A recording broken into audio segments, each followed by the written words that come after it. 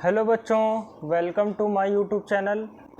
आज हम डिस्कस करेंगे कूलम्स लॉ के न्यूमेरिकल में। तो स्टार्ट करते हैं। आज डिस्कस करते हैं हमारे पिछले लेक्चर में जैसा कि कूलम लॉ की थ्योरी पढ़ाई गई थी और उसमें ये बताया गया था कि किस टाइप के न्यूमेरिकल आ सकते हैं। आज हम उन्हीं न्यूमेरिकल में डिस्कस करेंगे। ठीक है बच्चों, तो शुरू करते हैं।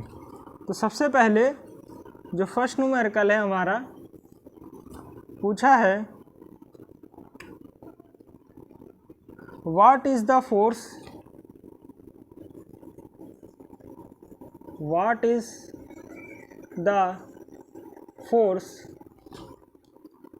between two small charged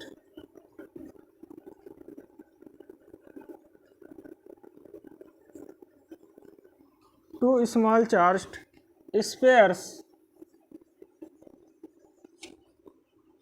charges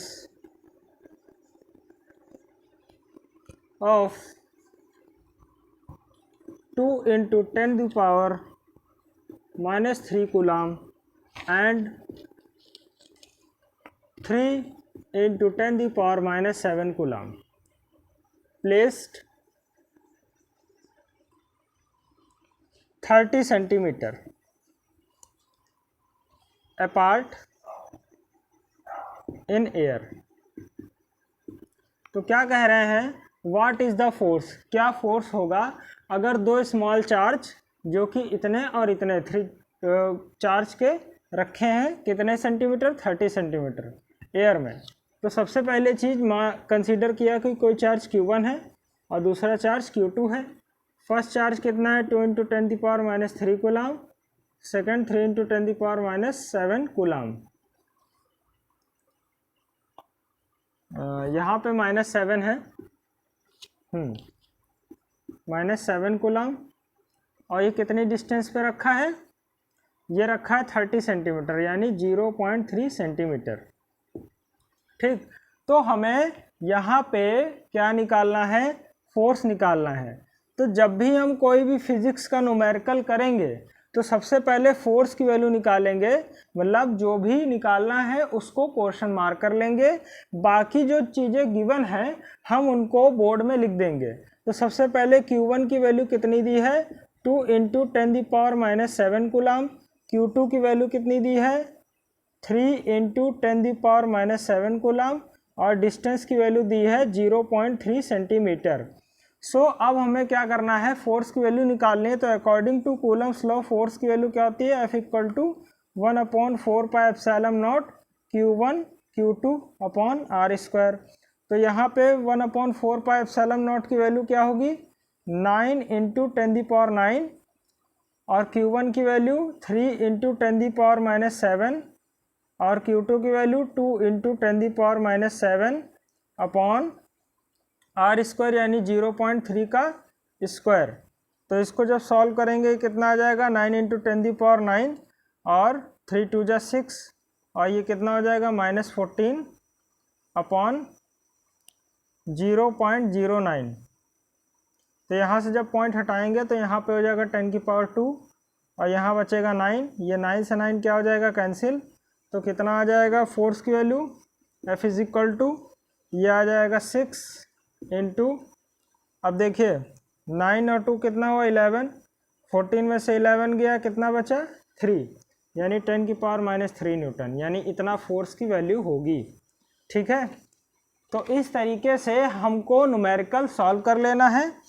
और इसी तरह और भी न्यूमेरिकल हैं तो डिस्कस करते हैं। एक बार इसको समझ लीजिए, देख लीजिए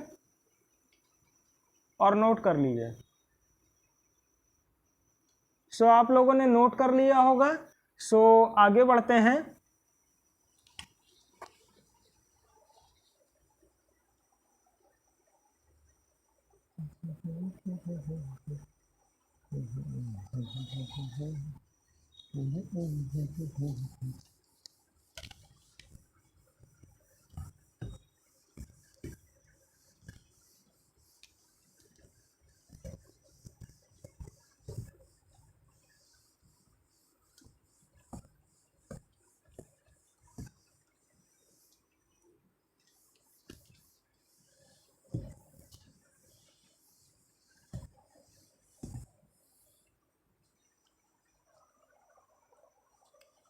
सो नेक्स्ट न्यूमेरिकल में हम लोग डिस्कस करते हैं बच्चों। हमारा नेक्स्ट न्यूमेरिकल क्या है? Second numerical. तो इसमें क्या पूछा है कि what is the Coulombian force between a proton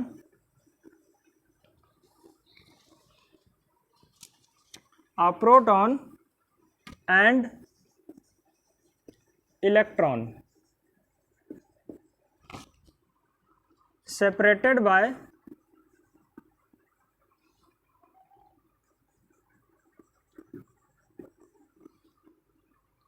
0.8 into 10 the power -15 metre. तो इसमें क्या कहा है कि कूलम फोर्स निकालना है किसके बीच? एक प्रोटॉन और एक इलेक्ट्रॉन। ठीक है, तो हमें पता होना चाहिए यहाँ पे एक इलेक्ट्रॉन है फर्स्ट चार्ज और यहाँ पे एक प्रोटॉन है और यहाँ पे एक इलेक्ट्रॉन है। ठीक है, इलेक्ट्रॉन का चार्ज क्या होता है? पॉजिटिव होता है। और प्रोटॉन का चार्ज क्या होता है? इलेक्ट्रॉन का चार्ज क्या होता है? पॉजिटिव। इलेक्ट्रॉन का चार्ज होता है निगेटिव, प्रोटॉन का चार्ज होता है पॉजिटिव। ठीक है, तो इलेक्ट्रॉन की वैल्यू, जो इलेक्ट्रॉन का चार्ज होता है वो कितना होता है? 1.6 माइनस में इंटू 10⁻⁻19 कूलम। ठीक है, उसी तरह जो प्रोटॉन का चार्ज होता है वो कितना होता है? ये प्लस में होता है 1.6 इंटू 10⁻⁻19 कूलम। बट हम इसको भी ई ही मान के चलेंगे कि ये ई है, ये भी ई है, बस ये निगेटिव में है, ये पॉजिटिव में है। ठीक है, अब इससे क्या पता चलता है? इन दोनों के बीच क्या होगा? अट्रैक्शन होगा। ठीक, सो स्टार्ट करते हैं। तो सबसे पहले F इज इक्वल टू क्या होता है? हमको क्या निकालना है? फोर्स की वैल्यू क्वेश्चन मार्क। डिस्टेंस हमें क्या दी है? R is equal to 0.8 into 10⁻⁻15 metre.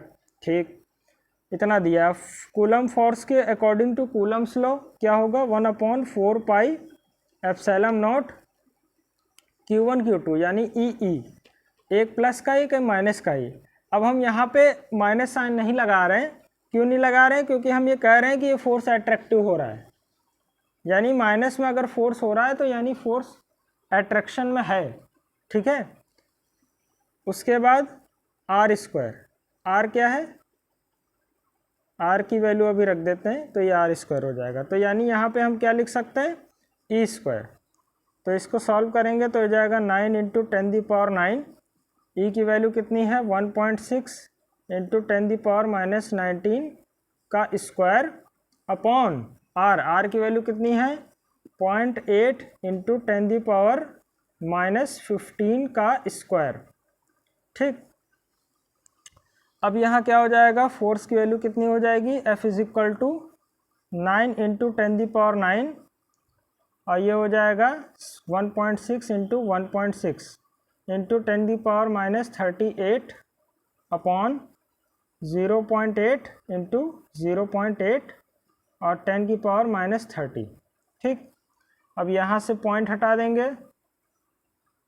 8 1 जा 8, 8 2 जा 16, 8 1 जा 8, 8 2 जा 16। तो यहाँ पे फोर्स की वैल्यू कितनी आ जाएगी? ये आ जाएगी 9 इंटू 10⁻9 और ये 2 2 जा 4 हो गया।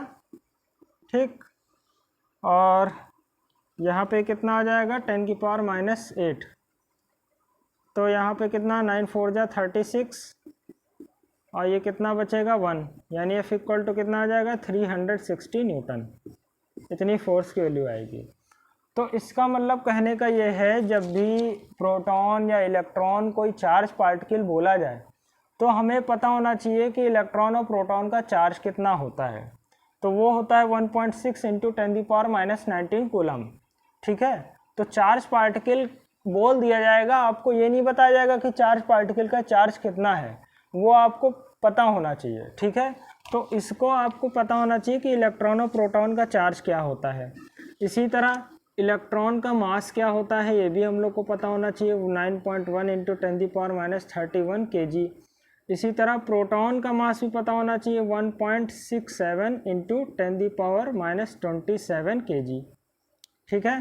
तो मुझे इस हिसाब से जब भी न्यूमेरिकल करें तो इलेक्ट्रॉन का मास, इलेक्ट्रॉन का चार्ज, ये सारी चीज़ें हमको पहले से पता होनी चाहिए, क्योंकि ये चीज़ें एग्ज़ाम में हमको नहीं दी जाएंगी। ओके, तो एक बार इसको देख लीजिए और वीडियो पॉज करके इसको नोट कर लीजिए।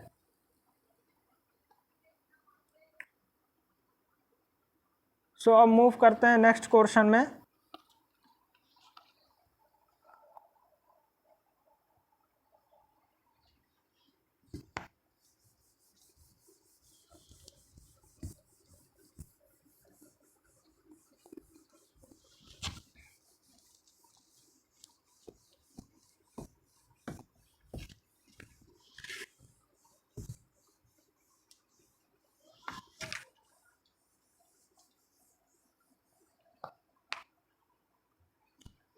तो क्वेश्चन नंबर 3 में डिस्कस करेंगे।